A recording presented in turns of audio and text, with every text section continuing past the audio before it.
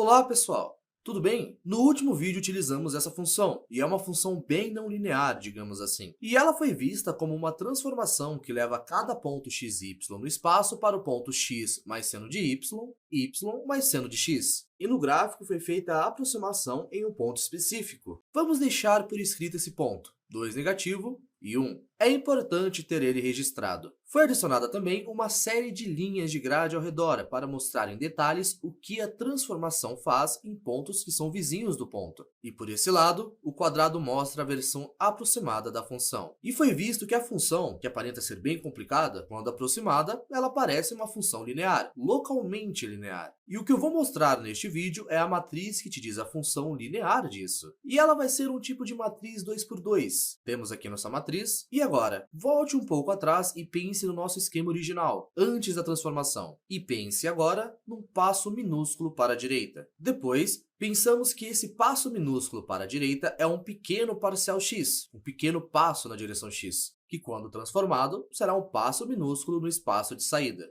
Agora veja o que este passo minúsculo se tornou. Não é mais puramente na direção x. Tem agora um componente para a direita, mas também um para baixo. E para representar isso de um bom jeito, o que vamos fazer aqui é, ao invés de escrever toda a função como um valor vetorial de saída, usamos duas funções de valor escalar para fazer essa representação. Então eu vou escrever como as funções de valor escalar f1 de xy, então eu vou dar o nome para x mais seno de y, e f2 de xy.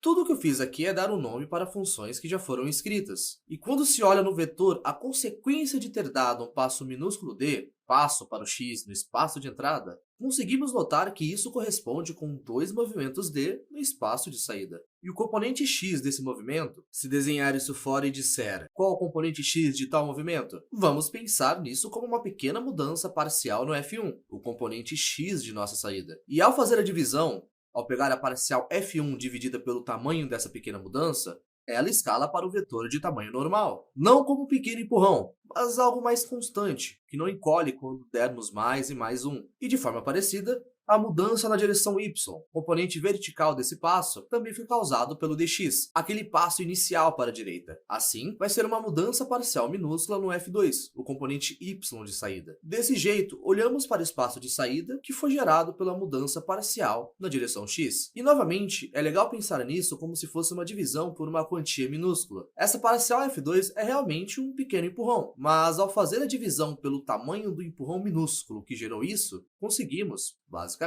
um número. Algo que não encolhe se considerar versões mais aproximadas. E isso é o que acontece se der um pequeno passo na direção x. Mas outra coisa que você pode considerar é um pequeno passo na direção y. Porque pode surgir a pergunta, se der um passo pequeno numa unidade que vai para cima, o que se torna depois da transformação?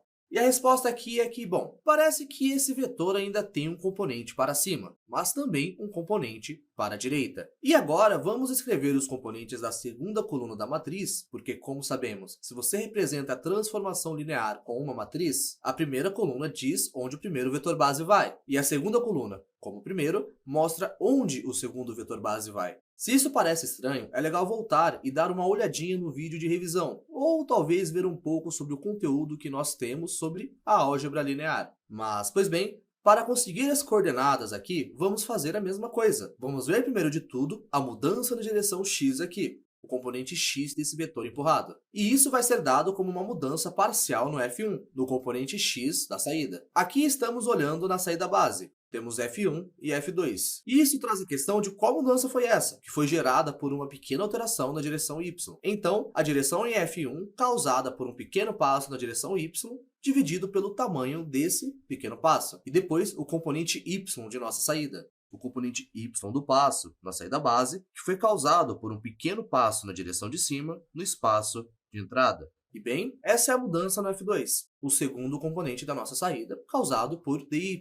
E claro, isso tudo é bem específico ao ponto que registramos na direita. Iniciamos no ponto -2 e 1.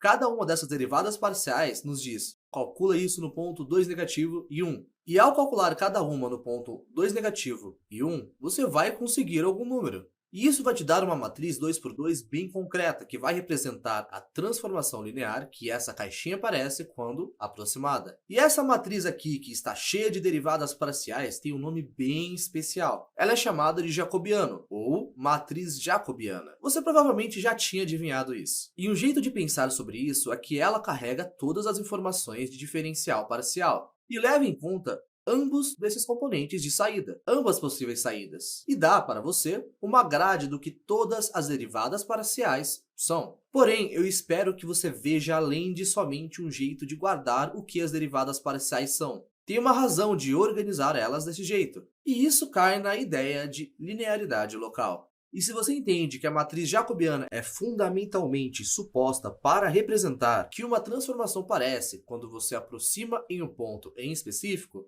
tudo começa a se juntar. E no próximo vídeo vamos calcular e mostrar para você como é esse processo e como o resultado bate com a imagem que você vê. E é isso, pessoal. Espero que tenham aprendido e até a próxima.